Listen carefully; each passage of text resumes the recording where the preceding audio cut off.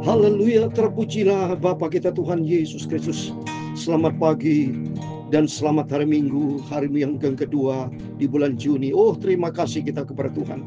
Hanya rahmat dan anugerah Tuhan kita dipelihara sama Tuhan Yesus. Sampai minggu hari ini, tanggal 8 Juni 2025. Waktu begitu cepat dan tepat hari ini adalah hari Pentakosta. Di mana janji Tuhan kan mencurahkan Roh Kudus buat setiap kita. Untuk itu mari Bapak Ibu datang kepada Yesus. Kita minta kuasa Roh Kudus turun buat setiap kita. Dan pada hari Minggu mari kita mau beribadah kepada Tuhan. Minta kepada Tuhan, Tuhan tuntun hidupku dan kuasa urapan Roh Kudus. Biar Roh Kudus tuntun kita melangkah bersama dengan Tuhan. Saya Pastor Yakob Rama menyanyikan pujian. Ku naikkan syukur padamu Tuhan. Karena Tuhan sudah mencurahkan Roh Kudus. Dan kita minta terus Roh Kudus. 2000 tahun yang lalu, Tuhan mencurahkan kuasa Roh Kudus di hari Pentakosta kepada seluruh murid-murid Yesus. Kalau Bapak Ibu baca di Kisah Rasul pasal 2, curahan Roh Kudus memenuhi setiap anak Tuhan sehingga mereka berbahasa lidah. Kita minta sama Tuhan Bapak juga, Roh Kudus memenuhi hidupku. Dan juga sekaligus hari ini adalah Minggu, harinya Tuhan kita mau beribadah kepada Tuhan. Nanti saya mau baca, selain saya mau baca di dalam 2 Tawari pasal 5:1-14, saya juga secara singkat saya mau bacakan di hari Pentakosta. Termasuk nanti malam, nanti saya mau baca tentang Kisah pasal 2. Kan berkatan nanti malam kita mau baca perjanjian baru. Jadi nanti malam saya mau baca Kisah pasal 2 yang berkatan pencurahan Roh Kudus.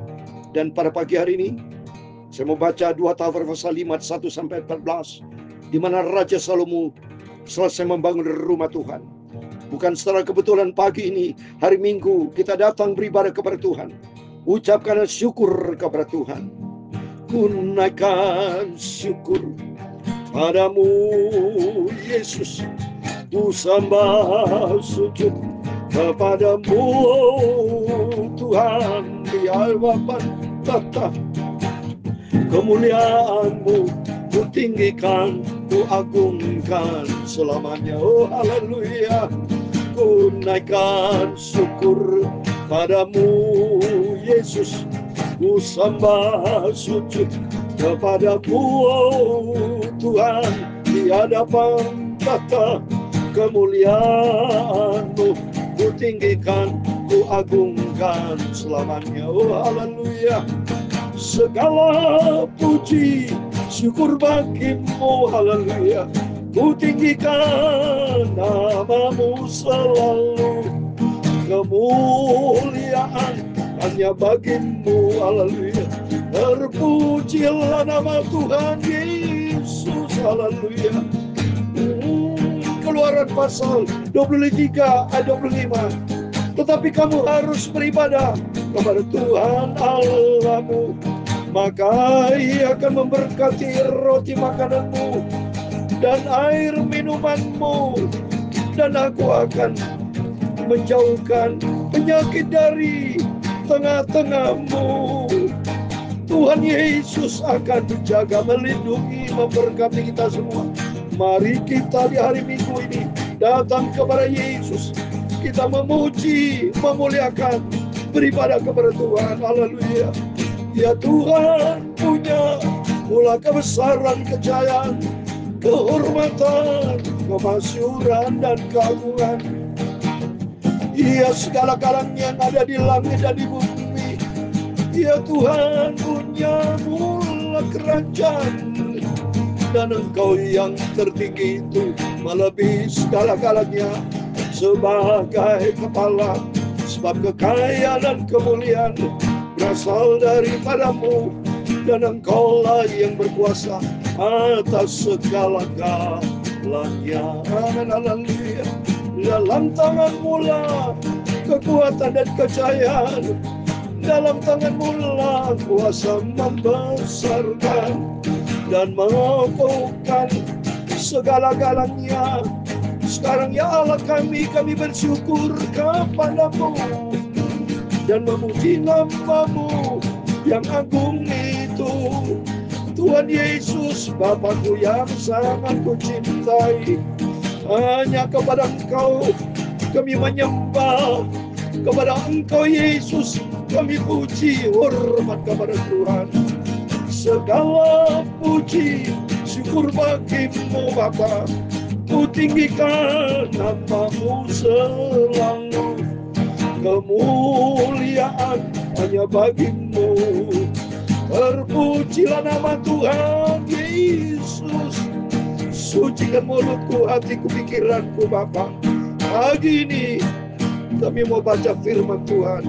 Dan pagi ini 2000 tahun yang lalu pencurahan Roh Kudus di hari Pentakosta, hari yang ke-50 Bapa.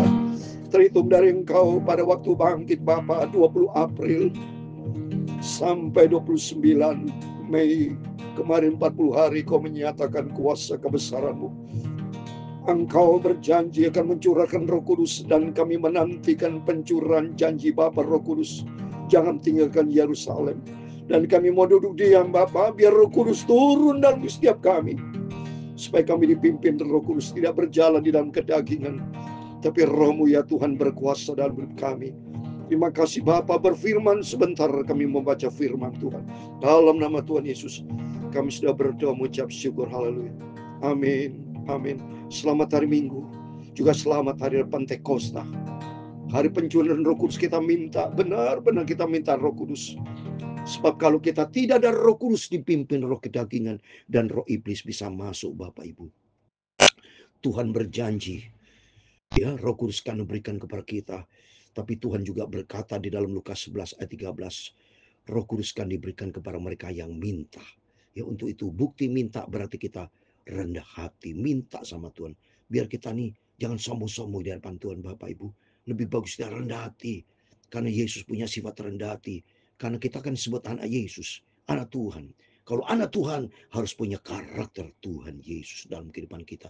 Salah satu karakter Tuhan, rendah hati. Baca Matius 11:29, belajar kepadaku karena aku lemah lembut dan rendah hati. Jadi belajar kita untuk belajar punya hati lemah lembut dan rendah hati. Kalau kita tidak meminta Roh Kudus, berarti saudara sombong. Ya, Roh Kudus akan turun kepada orang yang rendah hati. Ya, untuk itu mari kita datang kepada Tuhan. Pagi ini kita lanjutkan firman Tuhan 2 Tawar pasal 5 ayat 1 sampai 14. Nanti malam saya mau baca perjanjian baru yang berkaitan pencurahan Roh Kudus, ya. Supaya Roh Kudus tuntun kita, supaya Bapak Ibu jangan dikuasai oleh kedagingan, jangan dikuasai oleh keinginan manusia, jangan diatur oleh manusia, tapi diatur oleh firman Allah, oleh Roh Kudus. Mari kita membaca firman Tuhan. Tadi firman Tuhan katakan hari Minggu harinya Tuhan. Kata firman Tuhan Keluaran 23 ayat 25, tetapi kamu harus beribadah kepada Tuhan Allahmu. Harus, tidak bisa ditawar. Mutlak ini. Karena kita ciptaan Tuhan, maka Ia akan memberkati roti makananmu dan air minumanmu, dan aku akan menjauhkan penyakit dari tangan. Ini janji Tuhan. Kita dipelihara sama Tuhan, kita diberkati sama Tuhan. Kalau kita dekat dengan Tuhan, beribadah kepada Tuhan. Karena hidup ini berasal dari Tuhan. Berkat datang dari Tuhan, berkat yang benar. Iblis juga bisa memberkati, tapi berkat iblis. Ya, karena dunia sudah dikuasai si jahat. Lihat waktu Yesus di padang gurun, waktu dicobain di bukit pencobaan, kata iblis supaya dia menyembah iblis, Tuhan supaya disuruh menyembah iblis, maka dunia mau dikuasai, dunia mau dikasihkan kepada Yesus, padahal dia tahu dunia ini milik Yesus, saudara. Ya, milik Tuhan Yesus. Waktu itu mari Bapak Ibu jangan mengasihi dunia. Kalau sudah mengasihi dunia sama aja mengasihi iblis, tapi kasihlah Tuhan. Ya, kita hidup di dalam dunia tapi bukan mengasihi dunia, tapi mengasihi Tuhan Yesus. Kita hidup di dalam dunia, tapi jangan pakai cara dunia. Cara Tuhan Yesus kita pakai. Mari kita kembali kepada firman Tuhan. Kita membaca 2 Tawari pasal 5 ayat 1 sampai 14. Berkatan sampai 14 ya. Ya, berkaitan ini satu pasal penuh. Bahwa Raja Salomo atas rahmat dan anugerah Tuhan dia bisa menyelesaikan membangun rumah Tuhan. Maka selesailah segala pekerjaan yang dilakukan Salomo untuk rumah Tuhan itu. Kemudian Salomo memasukkan barang-barang kudus Daud ayahnya dan menaruh perak, emas dan barang-barang itu dalam perbendaharaan rumah Allah. Amin. Janji Tuhan dikenapi. Ternyata putra dari Daud, Raja Salomo, diizinkan Tuhan membangun rumah Tuhan. Akhirnya selesai. Di sini artinya, mari kita membangun hubungan intim dengan Tuhan. Selesai. Tuntas artinya, supaya tiap hari, setiap saat kita membangun persekutuan dengan Tuhan. Membangun rumah Tuhan artinya kita ada hubungan akrab dengan Tuhan. Hubungan intim dengan Tuhan. Hubungan yang lebih dalam dengan Yesus. Hati yang melekat dengan Tuhan, ya. Supaya hati ini selalu diisi dengan firman Tuhan. Hati kita diisi dengan Tuhan Yesus. Kita cinta Tuhan Yesus. Haleluya. Dan yang kedua, pada waktu itu Salomo menyuruh para tua-tua Israel dan semua kepala suku, para pemimpin orang Israel berkumpul di Yerusalem untuk mengangkut tabut perjanjian Tuhan dari kota Daud, yaitu Sion, yaitu mengangkut tabut perjanjian Tuhan. Itu bicara firman Tuhan. Biar kita selalu penuh dengan firman.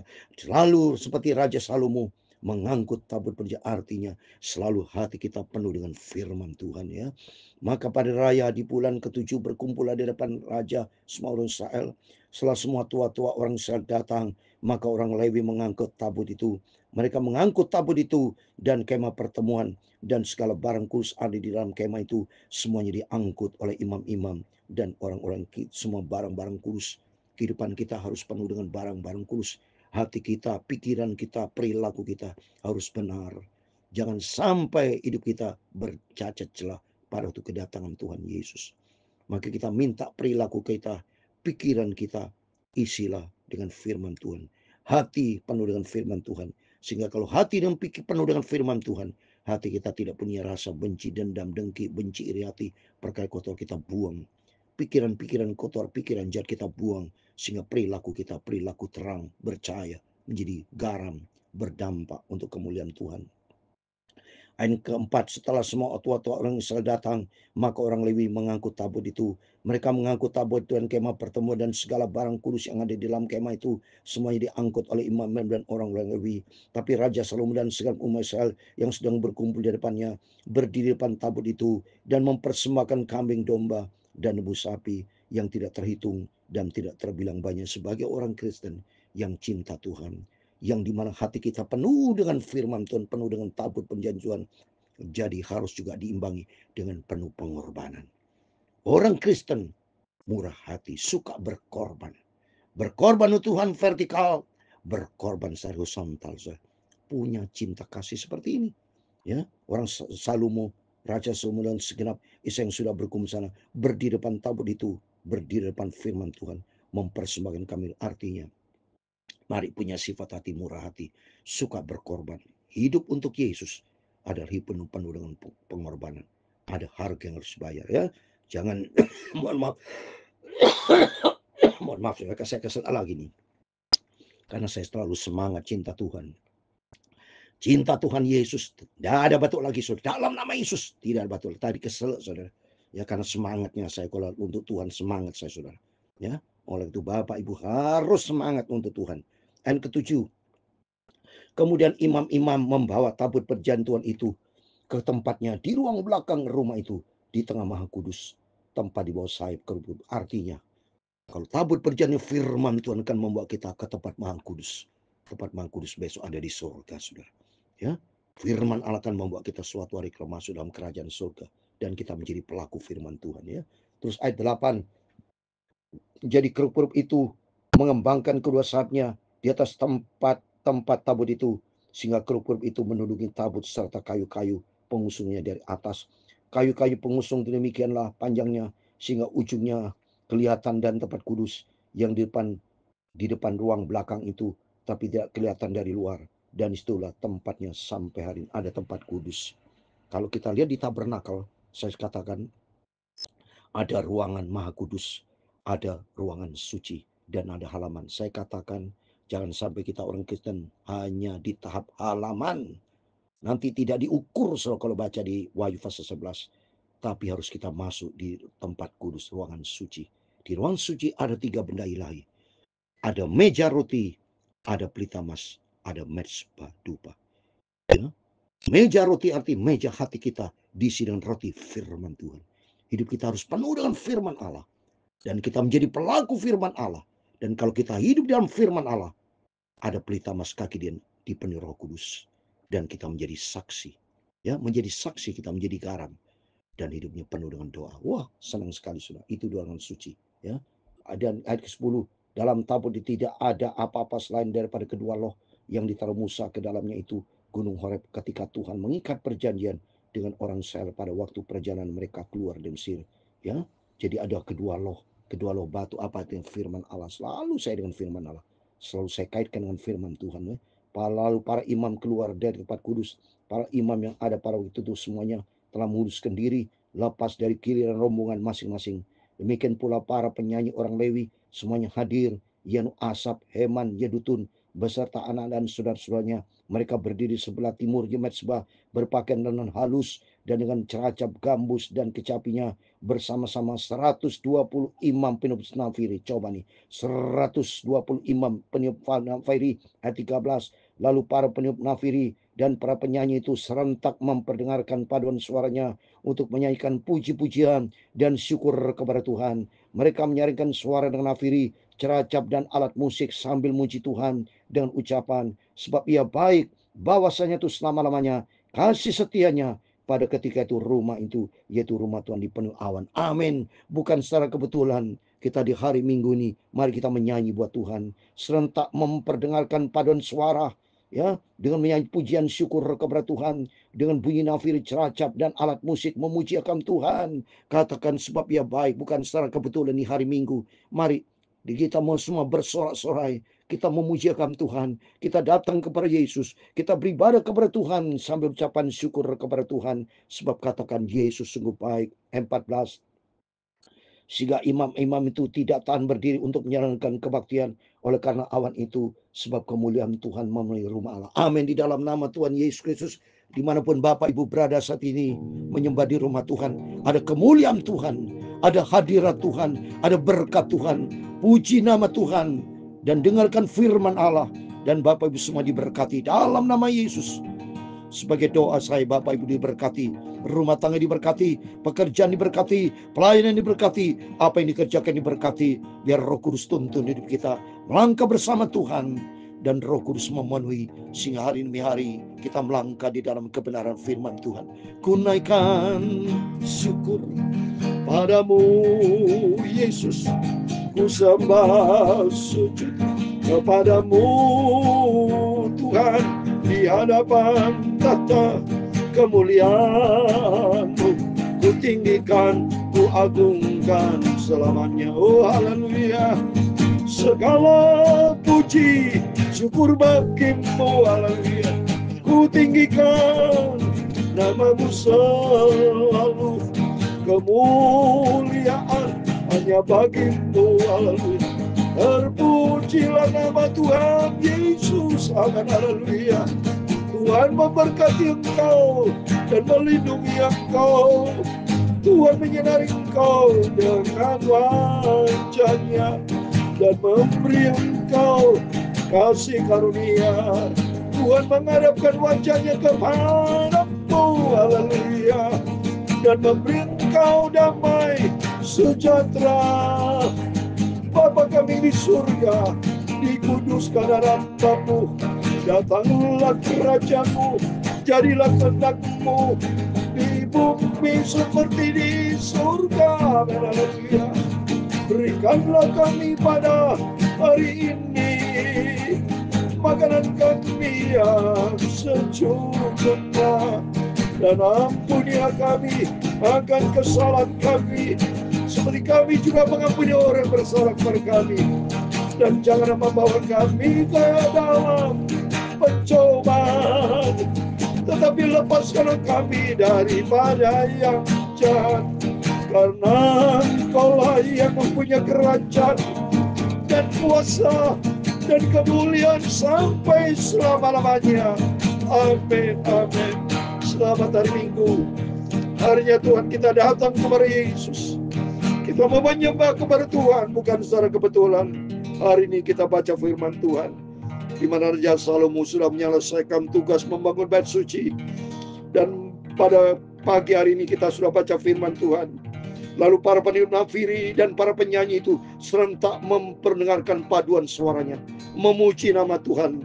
Dan tepat pula bukan secara kebetulan di hari Minggu ini kita datang kepada Yesus, kita memuji memuliakan Tuhan, dan kita dengarkan firman Tuhan.